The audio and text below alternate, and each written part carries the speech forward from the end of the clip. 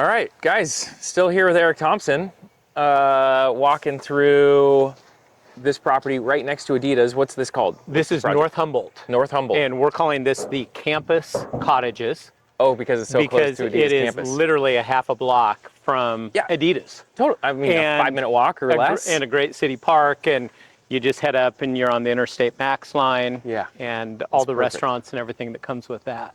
I hope that you guys are massively marketing to Adidas employees. We certainly anticipate that finding buyers out of Adidas, young first-time home buyers, financial analysts, designers, you name it, you know, being able to walk or literally bike to work, roll out of bed and amazing. be at work in 2 minutes. What a dream. On foot. Yeah.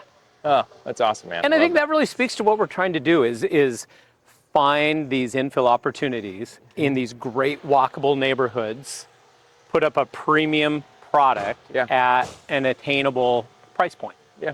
And we like to kind of talk about our projects at Snug as what's your ABLE, your ABLE. And so depending on what the buyer is looking for, we have a bunch of different ABLEs. So we're attainable. We've got price points that hopefully people can afford. We're sustainable. We've talked a little bit about our healthy efforts and our energy efficiency measures that we're putting into the houses.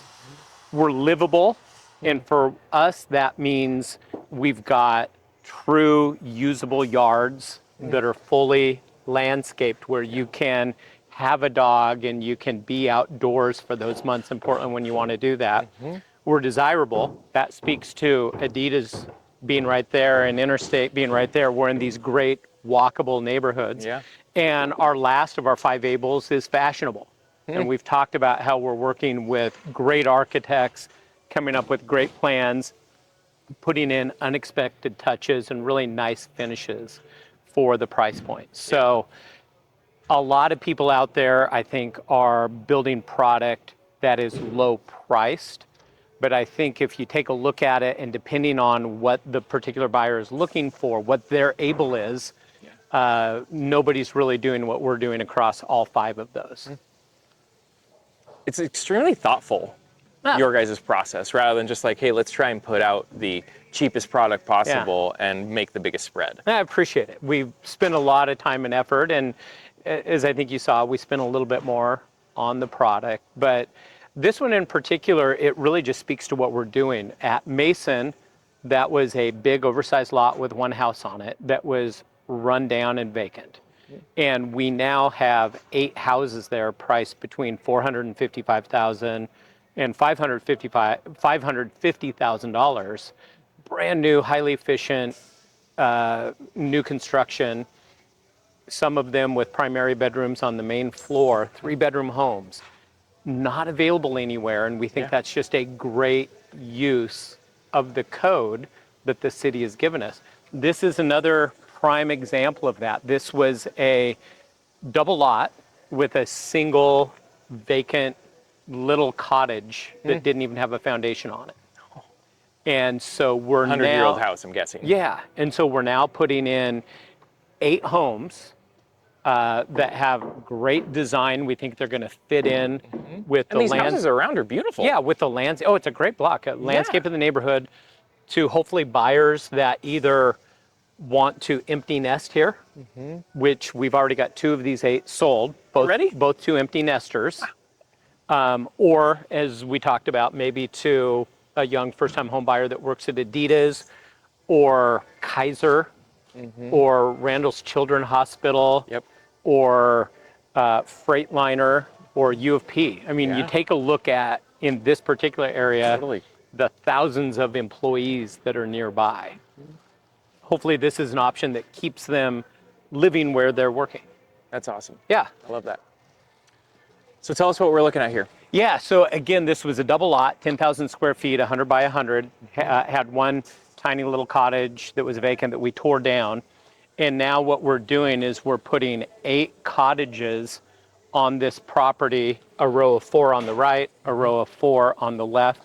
All 8 of these cottages are 900 square feet, 2 bed, 2 bath. They're all utilizing the same plan, which is super efficient for getting them all on here. And interesting thing about these, as opposed to Mason, Mason was done before the middle housing land division was available to us. So Mason are condos. This is going to be 8 fee simple houses. So no HOA, no condo fees, even though they're minimal on the Mason project. Here, it's avoided altogether. Let's talk about that difference. Yeah. Right? A little bit. So at the previous project we were on, those are condos. Those are condos. So one piece of land jointly owned by the HOA. Right. 8 individual cottages on top that are uniquely owned individually by each of the condo owner. Right. Including all of their land. Right. They can do whatever they want to that yard and to their house, and they're solely responsible for maintaining it. So while there is an HOA and there are some annual condo fees, they cover a shared insurance policy if somebody trips on the sidewalk outside. They cover the annual renewal of the HOA with the state, and they cover the annual tax filing. All told, it's maybe $200 or $300 per unit per year. Yeah, not bad with at all. no monthly dues. Not bad at all. Yeah. Here looks very similar. 4 cottages on the right, 4 on the left. And a walkway in the center. And a walkway that will be in the center. However, 100% of this is going to be taken up by 8 individual fee simple lots. And so the walkway in the middle will cross all 8 of those with just a simple access easement. Wow. No HOA, no dues. So what have you found with the end user, your buyers? Yeah. What do you, I mean, this is your first product of this. Yeah. How do you feel they're going to respond to the condos versus separate fee simple? I think the buying public in Portland over the last 2 or 3 years has really come to understand that there's a new type of condo. Right. These site-built, detached condo houses that really act and live 100% like a detached single-family home, because that's what they are. That being said, I think most people mentally, whether it's based in fact or not, would prefer to have a fee simple single-family house. It's just that much less that they don't have to understand and learn and figure out how it works. Yeah. So you think that people will be these will be more approachable to the public. But that being said, my guess is 75% of all the middle housing in Portland is being sold as condos. So.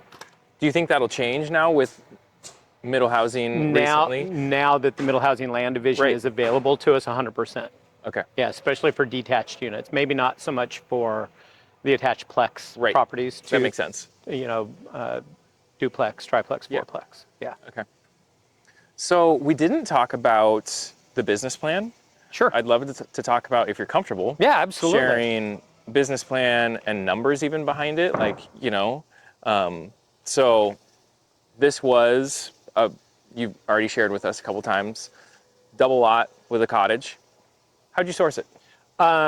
We were contacted by the listing agent who I had done work with years and years ago. It was an estate, and he was wondering if I would be interested in picking it up.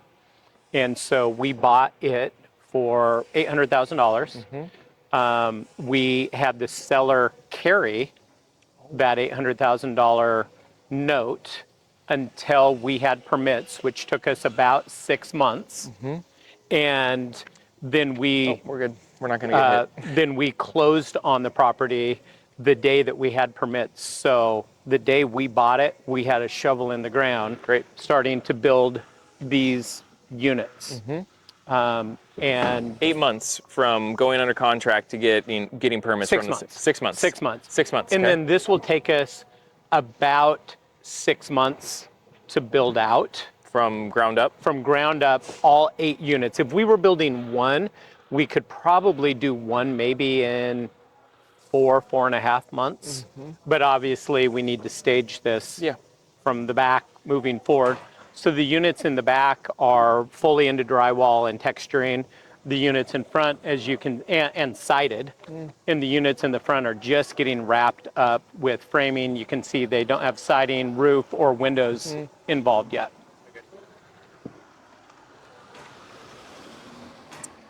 And if they run over the developer, they're not getting paid. Yeah, no, so. they don't want to do that. They don't want to do that. Okay, so is there a reason you guys choose to go from back to front or front to back? Is that just whoever chooses it? Does it really matter? 100% there's a reason. Oh, there is, And okay. our construction team has figured this all out.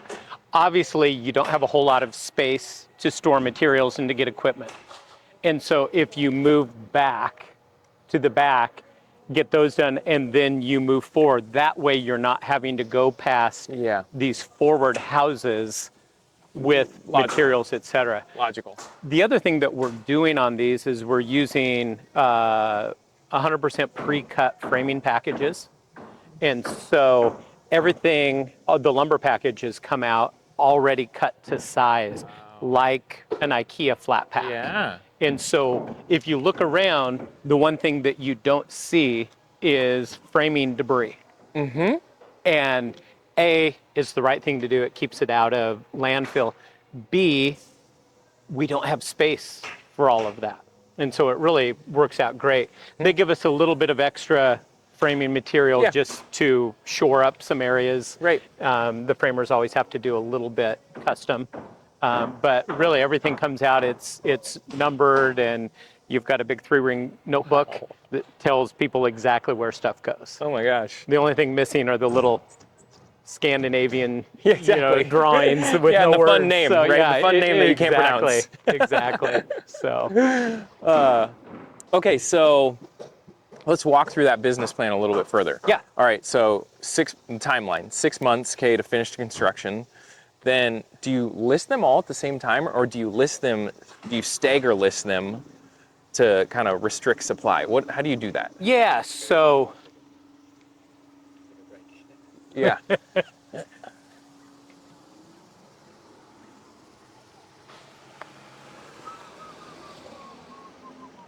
One more car. Let's walk in a little bit so then we can keep talking and not have to worry about the cars. And maybe go back a little bit further away from where they're framing in this front one. Yeah, we could even go into one of the rear units if we think there's enough light on it.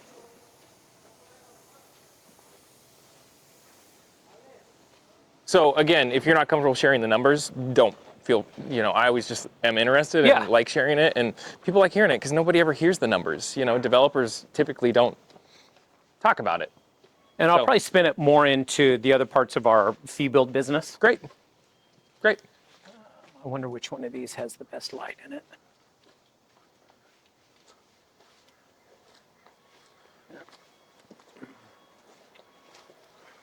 That has a fan blowing in it. Okay, let's go to that one, Gerardo. Yeah, that's all right. Construction site. Okay. How's the lighting in here, Gerardo? Is this all right? We can maybe sit. Or we could go out here. Yeah. Is this better?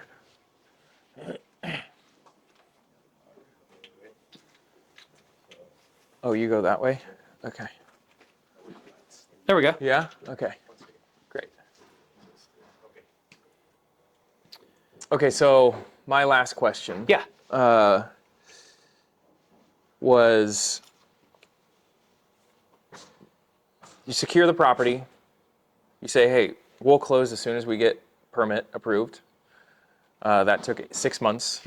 Okay, so you close on the property, you pay the seller $800,000. Then you start working on these from back to front. That takes 6 months. For all eight to be completed. Completed. Obviously, these ones in the back will be done prior to the ones in front. And then it sounds like you pre-sale some as well. Absolutely. So as soon as we get units framed, we will put one of them on the market in an effort to hopefully get it pre-sold. Ideally, we would have all 8 of these sold prior to completion. We've got 2 in contract already. It's awesome. And what that actually afforded those buyers was the opportunity to come in and make a few selection choices. Yeah, that's fun. Every day that we go further into the construction cycle, more and more of those choices are already made so that they don't have an opportunity to do that. But as I mentioned, both of these buyers are empty nesters. They're moving out here to be close to kids and grandkids, and it's really rewarding selling to people like that. The other thing, and one of the things I'm pretty passionate about is just making attainably priced houses that first-time home buyers can afford to buy. Well, and they're excited about, like, the finishes that you guys choose are And they're in great beautiful. neighborhoods. At this price point, let's say $400,000 to $550,000. Your options in the Portland metro area are you can buy a fixer. Yep. Most people don't have the wherewithal or the desire or the capital to do that. You can buy maybe a new construction townhome that's larger, but out in the burbs, say South Hillsboro or Happy Valley or something like that. You can move into a condo building and maybe get a 1-bedroom unit in the Pearl or something like that. What it certainly doesn't have is it's not a detached unit, and it doesn't have a private fenced-off yard. Right. And then you've got middle housing, which is what we're building here. Reason why it's super important to me is I've got a blended family, my wife and Tracy and I. We have 5 kids, 23 to 30 years old. And granted, none of them live in Portland. Yeah. But if they did, I'd like to think this is something that they would want to live in and that they could afford to live in. You could just build a cottage cluster for all your For kids. all the kids, yeah. I'll build you 5 houses. Come on back. Yeah, and we'll take one with the primary on the main floor. Exactly. Yeah, so that has a little bit of a cult compound feel to it. Oh, that's fun. But yeah, so the business plan, our business is really divided into 3 different buckets. So we've got the spec build, which is what we're looking at here. We find the property, we buy it. Hopefully we can delay closing until we're permit ready. Then we build it. We'll pre-list the houses as soon as they're done framing so that somebody can come and walk through it. And when you list them at that point, they're done framing, you're showing them the framed property, right? You're showing them the location, and then you're also showing them images of what it'll look like, and then you can show them other finished product that you have in the area. If you do. Exactly. And these units, for instance, this is one of those core plans that we build over and over again, those little Lego bricks. And I can take you to a finished one of these units as a buyer and say, this is what it's going to look like.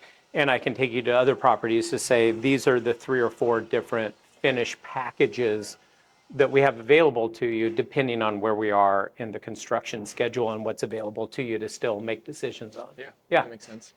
And so that's the spec part of the business. We also have an investor build part of the business.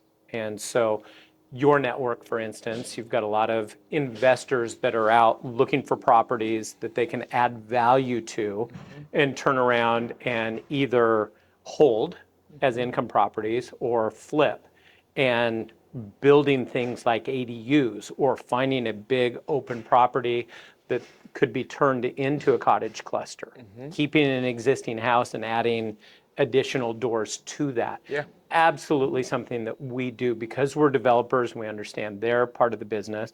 But first and foremost, we're builders. I don't think anybody builds better than we do. And I don't think anybody can build as efficiently as we can. And so we can, for instance, put one of these in the backyard of this property right here next to us for probably under $300,000 all in. That's our fee, total construction cost, and permits. Wow. And so for less than $300,000, somebody could have a rental property that they might be able to rent for $2,500, $2,600, $2,700, getting really close to that magic 1% per month in rent Yeah. toward your total investment. And then the last part of the business that we do is for individual homeowners that are looking to add additional space to their property. Somebody wants to, have an age-in-place home for a family relative, or maybe they want to downsize and rent out the house or have their kids move into the house. So all three of those kind of building for end users, Yep. building for investors and landlords, and then doing spec building for ourselves.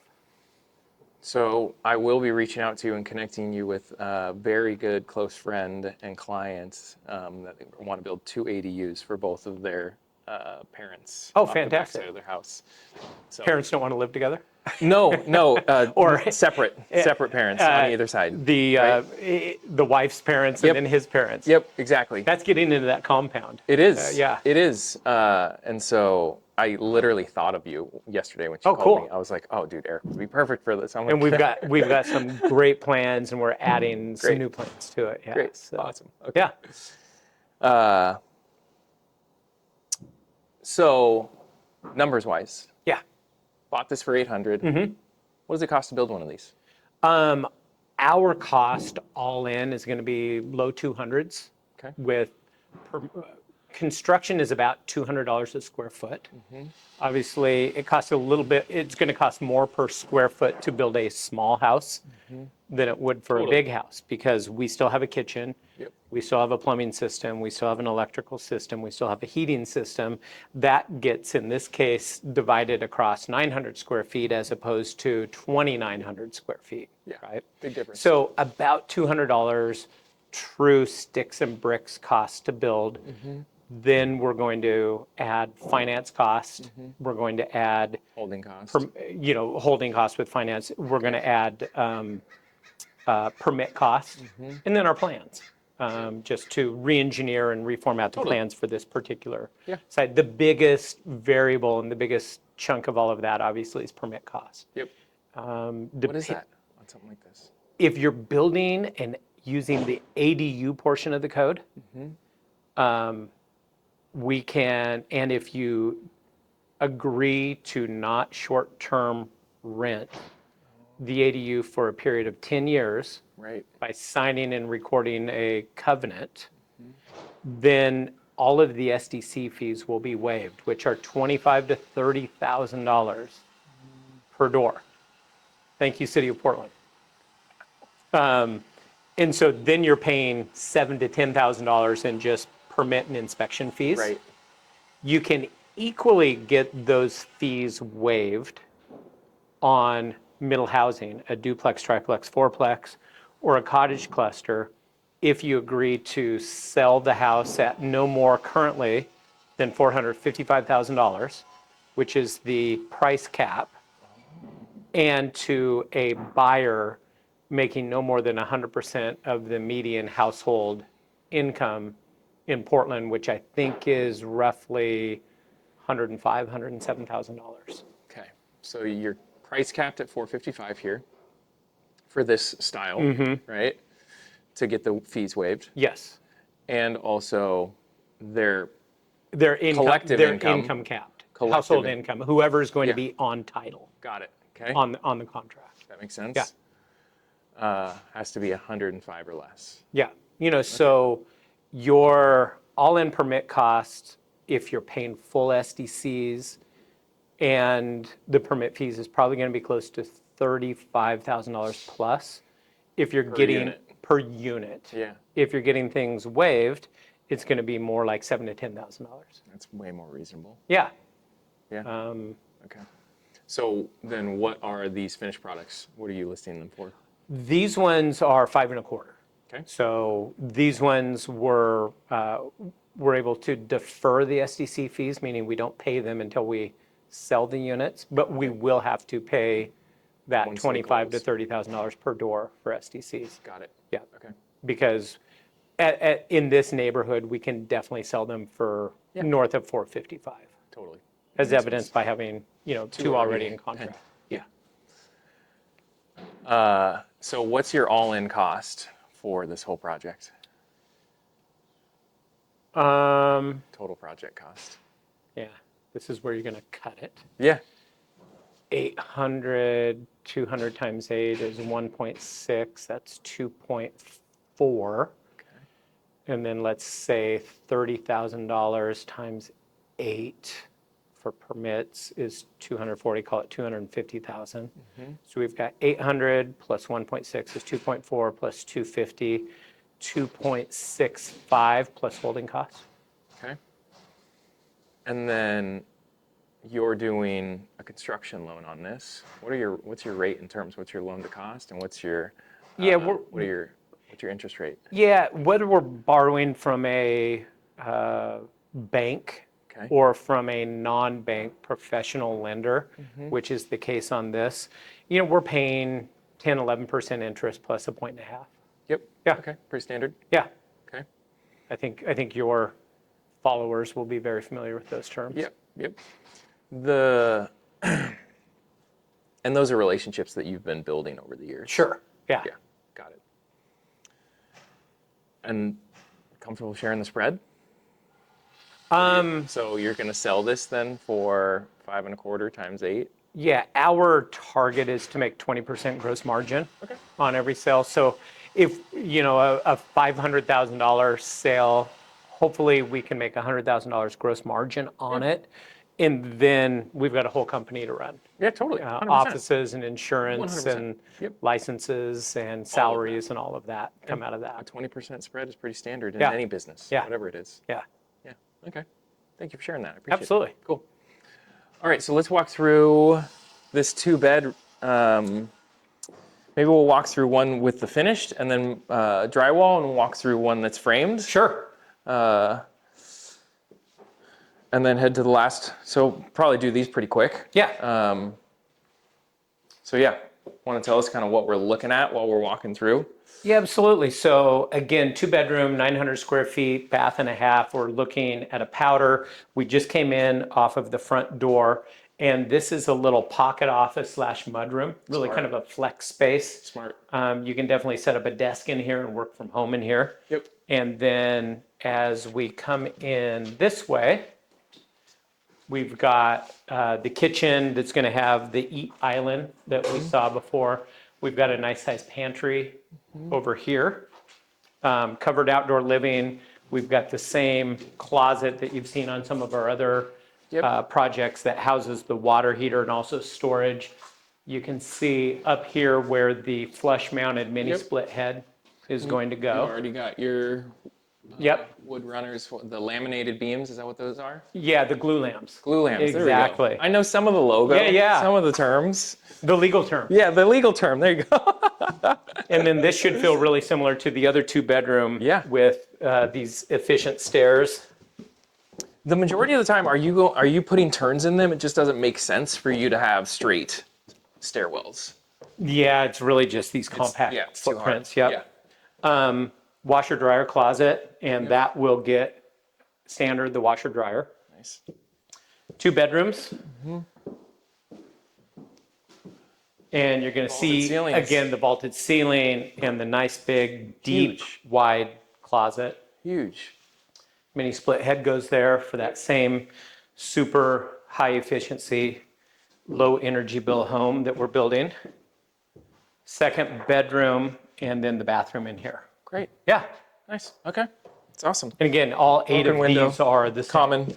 Yeah.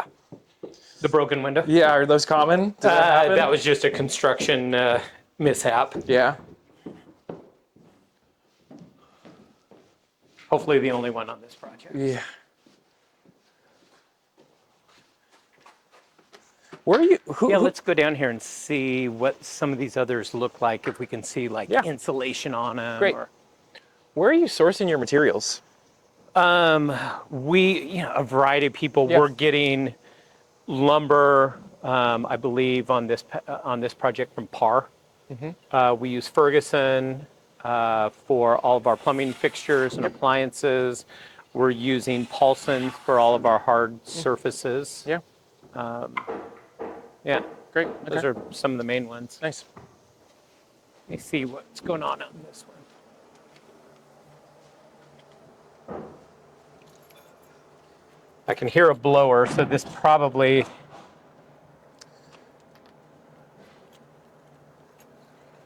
And on these, are you going to be doing Lego like you did before? I don't know. We're going to see how well the Lego is received Yeah.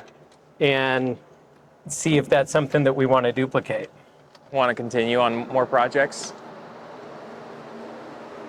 I don't know if there's anything to see here. Well, we can walk through the. I don't know. I think you tell me. Which one do you think? I think maybe one more. I was hoping to see one with insulation that hadn't been covered. Okay. Yeah, let's do that. What's that look like in there? No, there's no insulation. No insulation.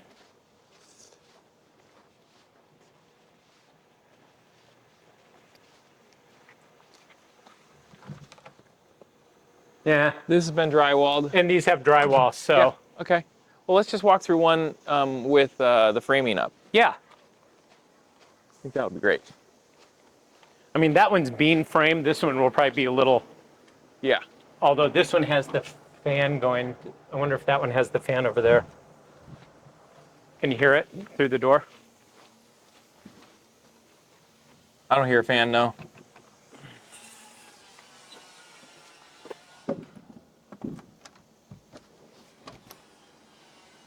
It is, but it's not as loud. Great.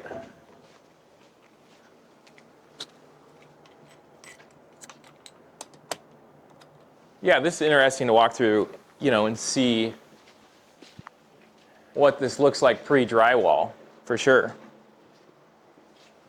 So, and this has the peninsula, like you were talking about. The peninsula this will be an island. island. Oh, an island An set out island here, yeah. Okay. Yeah. Okay, awesome. Yeah, so now you're getting to see a little bit about how the sausage is made. So this house has been fully framed. Yep. It's got all the windows in, and it's got doors on it. It's got all the siding. So the house is 100% weatherproofed. Got it. Now, two different things are happening. One, all of our rough-in is going in. That's the plumbing, the electrical, and the HVAC. This one looks like it's pretty much done with that, but you kind of get to see what's behind the walls. Yeah. And there are these big fans that are running in here, and that's to dry the house out. From the inside out. Yeah, so as we're building a house this time of year, obviously it's getting rained on. The lumber coming in from the lumber yard is going to be wetter and have more moisture in it. And so we want to make sure that we're getting well below the code requirement of moisture. And what that means is, for us, is there's going to be less movement as the house settles over its first year, less cracking of drywall and grout and caulking and things of that nature. Interesting. And we use a company called Home Certified that comes through and does all the testing of the moisture levels from a third-party standpoint. And so they literally go... Is that Kelly Stelk? Yeah, exactly. Yeah. So they go to each stud and measure it, give us a report back on it, give us a certificate, so that we feel comfortable that we can, next step, after all of this rough-in is inspected, put the insulation in, put the drywall in, know that we're not going to have moisture problems and movement problems with the house down the road. That makes sense. Yeah. Okay. What are the numbers? Do you know, even offhand? The percent? Yeah, what's the percent? I'm interested. Code is 18%. Under 18 or under? 18% or under. Okay. And what that 18% means, I don't really know. Right. You know, relative moisture. Yeah. We like to get things under 15%. Okay. And if we were doing something in peak summer where you've got ultra dry wood coming in out of the lumber yard and you're framing in 80, 90, 100 degree days, theoretically you could be under 10%. Is it a bad thing to be too dry? I don't know. I'm asking the question. I have no idea. I think so, Okay. but I don't know. Yeah. It'd be, you would get splitting of the wood and stuff. it'd be a better question for my construction team. Yeah. Okay. Yeah, All right. but I think so. Yeah. Yeah, All right. and I think it's exactly, you can get this ultra kiln dried wood Totally. that, Wouldn't be good long term. I don't know, but Yeah, okay. don't quote me on any Yeah. of this. All right. so. All right. Yeah. That's why you hire. Yeah, exactly. It's not your specialty. No. That's why you hire the people that Yeah. know. That's great. Okay.